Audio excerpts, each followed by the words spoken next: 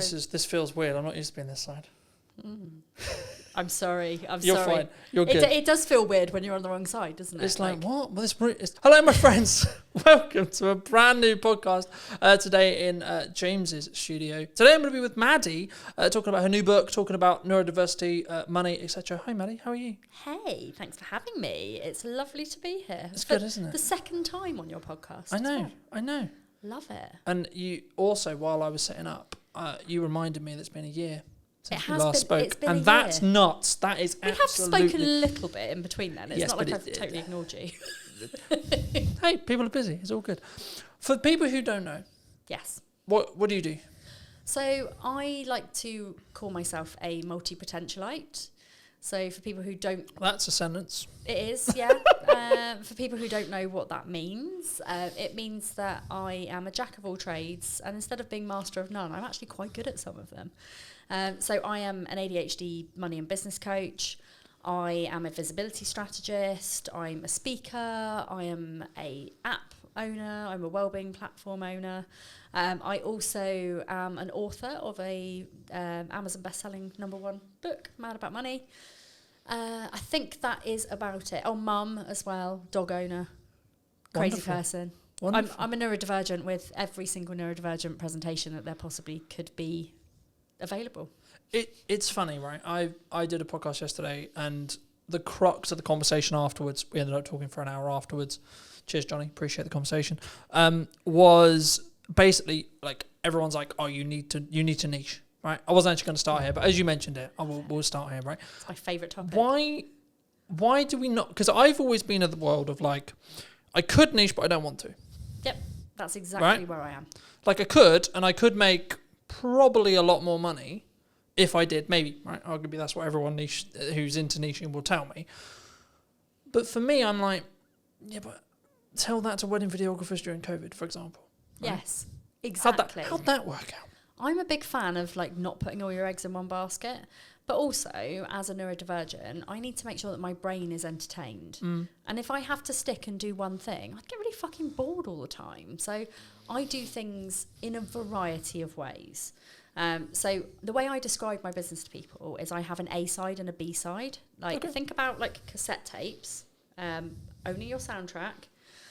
When you are a cassette tape, you have a side and you have another side and you can flip it. So that's basically what I do. I talk about business on one hand and money on the other hand. And in the middle of that, there is also things like well-being, life. Obviously, the neurodiversity stuff is quite big for me. I'm a qualified neurodiversity specialist. And I don't niche by the things I do. I niche by my values. I niche by the things that I talk about. So I talk about basically 4 different things when it comes to my content pillars. I talk about neurodiversity. I talk about life. I talk about money. I talk about business. And it just so happens that I'm also really bloody good at TikTok, social media, all of those kind of things. But they all do fall under the business arm.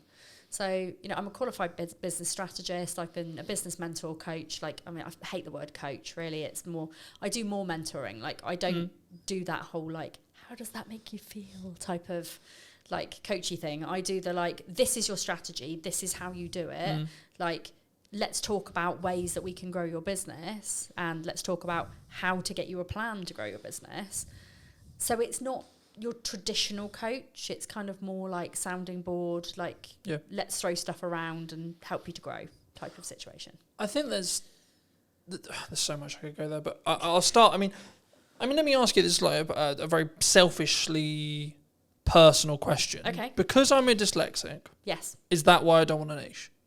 Because I think there'll be people watching this who maybe are on the neurodivergent scale. Yes. Who are like, I don't get it. Because I can do multiple things, I can spin multiple plates, but like doing one thing consistently, I can't think of anything worse. So dyslexics need to have their brain stimulated, and doing one thing does not stimulate your brain. So it's the same for most neurodivergent presentations. Like we will want to do things that keep us alive. It's why we do the things that are very much interest-based. Yeah. So if I said to you, do you want to be an accountant? You'd probably go, fuck no, that sounds super boring. Like, if you said to me, like, do you want to be a videographer? I'd be like, no, because I do not know how to do that. But if I like being a business coach because it gives me the variety of people. So I get the variety of, like, working with people who have all got, like, ridiculously different businesses. And most of them are also multi-potentialites. They do lots of different things because they want their brains to be stimulated. So by working with lots of different people who all do different things, who also do different things within their things, I am just constantly like, this is fun. Yeah. Like, if there's ever a day where I turn up to work and go, oh God, this is ridiculously boring, I think I'm in the wrong job. But I, every single day, love what I do. I think it's so easy for us to sit here and go, oh, well, we love what we do, etc. Right? Because there's that ADHD analogy of you find something you love, you'll never work a day in your life. But it's I work really hard. But that's what I was going to say. I mean, I think it's one of those things where when you say that, I can tell you haven't done it.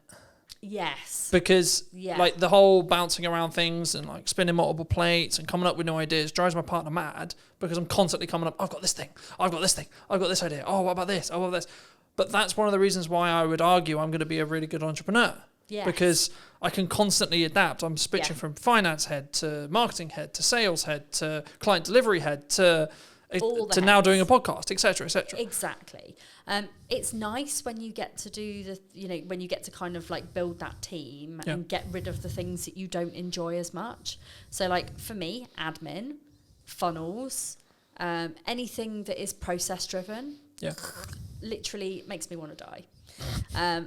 Sales, marketing, talking, podcasting, video creation, not in front of the camera rather than behind it, because God, no, I would not want to be the other side. But for me, it's all about the people facing, and I love going networking, and I like going to events as long as they're not too big. But that gives me all of the variety, but also it means that I can outsource the things I don't like doing as well. Yeah. Do you think there's a stage with outsourcing? Because like I've been very open in my content and in marketing. Like 2024, I overspent. I nearly lost the business twice. Oof, right? Yeah. And I'm now in a position which is kind of not the opposite, because it's weird to say that, but it's like I'm in a stronger position, but I'm actually doing absolutely everything myself again. Yes. So I do most things myself. I've got a couple of virtual assistants who are absolutely amazing. Shout out to Kira and Naomi; they're amazing. But yeah, I think one of the things that I did super early on in my business, so like even with my previous business, was that I outsourced the things that I don't enjoy doing first. Yep. Because if you have to do all of those boring tasks, they never get done, and actually they're quite important tasks, like scheduling emails, paying your invoices, like creating invoices. If I didn't have somebody creating my invoices, I would never make any more. I'd never make any money. And I've just been in a little handover with my 2 virtual assistants, and I realised that I haven't invoiced for like 4 months, and I'm like, oh, I thought my cash flow was a bit down. But it's because I don't have the executive function to actually do that piece of the business. So it's not that I don't think it's important. It's just that my brain goes, no, you don't like me, so I'm not gonna be a friend. Mm. Do you think there's it's not even bored. I think it's because I was going to link this into TikTok, because I know that's a lot of what you do and a lot of what you teach, and so it'd be wrong of me not to talk about it. But do you think there's a level of people who are concerned about being on video? They're concerned about doing marketing, absolutely, especially if they don't know what they're doing, because they're like, what if someone? It's not, from my experience at least. It's what if X person thinks I'm a dick? What if they think da-da-da-da-da-da? Absolutely, and there's a lot of confidence building that goes on in the background with that, especially when people are new in business, because showing up and doing videos, like, you're going to get your friends judging, you're going to get your parents judging, like, why are you doing this? Why don't you go get a proper job? Like, I see it all the time. And it's a case of just being like, do you know what? This is my business. Nobody else has a say in how I make my money. I don't even think it's just your business. I think it's your life. It is. One of the things that I remember very early in my entrepreneurial career was entrepreneurship is a lifestyle, not a business. Ooh. Right? It's not. Because for me, I have new ideas. like, again, much to my partner's annoyance at times, Yeah. I will be working at night. Like, I was answering text messages and emails at 10 o'clock last night. Yeah. Right? But also, I used to do that. you know, I have the freedom to actually choose when I work. So it's not like Yes. I'm like, I have to do that every day. There'll also be periods in the week or periods in the month where I don't do that. Yes. But when it's push and when there's a lot going on, like today, for example, I was editing all of this morning on some client delivery stuff. Then I came here to do this. And then after this, I'm going to go back and finish client delivery again. Yeah. Right? So there is a lot of stuff going on, but actually I'm aware that I can do that and I know it's at my pace, and someone who's maybe looking in on it will go, well, that's that's a lot, Colin. Yeah. How do we change our pace? How do we, for us, not for Colin, not for Maddy, No. for someone listening to this, how do they make sure they know what their pace is? So I would say you have to really know yourself. You have to know your own boundaries. You have to know your lifestyle and how your business fits in with the way that you run your household, your business, your family, whatever. But also taking into consideration your health, your well-being. There's so many moving parts to like how you actually run your business with an energy perspective. Yeah. And energy is the key word. Like, if you run your business based on your energy levels and when you are most productive, when you need to. So for example, like I have my first half an hour of my day is reviewing social media posts for my membership. So I've got this thing where like I do a daily thread where people can come into my membership and they can post their social media post for the day, and I will give them feedback on it.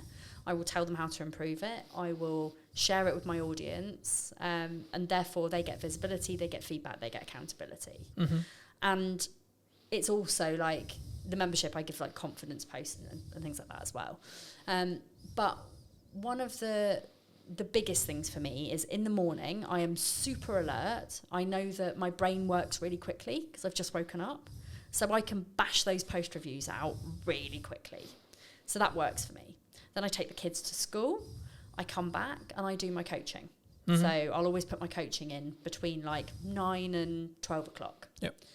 Then I often skip lunch, which I really shouldn't do, but I do. Don't judge me. I don't get hungry till like 3 o'clock because I'm on ADHD medication. But like I will eat when I get back from the school run usually. I then do some of my more key marketing things. So I'll do my TikToks, my Instagrams. Like I basically create videos. So I will create videos, I'll create static posts. I will post the static posts on LinkedIn and Facebook, and then the video will go to YouTube, to TikTok and to Instagram. And Instagrams, yeah. Sometimes LinkedIn, if I'm feeling brave. Depends how brave I am. Because, you know, I am just myself on all platforms. Most of my videos end up being quite sweary, and sometimes people on LinkedIn get a bit hoity-toity about it. Well, just to stop you there quickly, I mean, that's interesting, because one of the things that people ask me before the show is like, is this a, like, no bars, can you swear kind of thing, right? And the first thing when you sat down was like, is it good to swear? Like, and I've always been in this world of like, is it authentic to you? I've always been that way of thinking, right? Yeah. And I think so many people get hemmed up going, what does X person think? What does Y person think? Exactly. From they're not going to work with me because I swear. They're not going to work with me because they're not going to like me because actually in a crux, what we're actually going down into the core of is they're not going to like me. It's actually nothing to do with that they're going to work with me. No, it doesn't. Maddie's not going to like me because I said the F word. And if people don't like me because I drop a few F-bombs, then they're probably not people that I want to work with anyway, because the people that know me know that I am very sweary. I never swear at people, I swear in general. My book, I was made to censor out all of my fuck and buggers. Basically. Oh, that's so sad. What? But, and I'll show you. But is that because I ended up having, like a sales perception thing? Well, or like they just don't want to. Is that like a PR manager like looking to be like, we're not gonna? No. So I have this is my fuck glossary. Love the name. So I love it. For those who are listening on audio, Maddy just handed me the book and I'm looking at the fuck glossary. That's utterly hilarious. And one of the reasons, like, I actually had a big conversation here.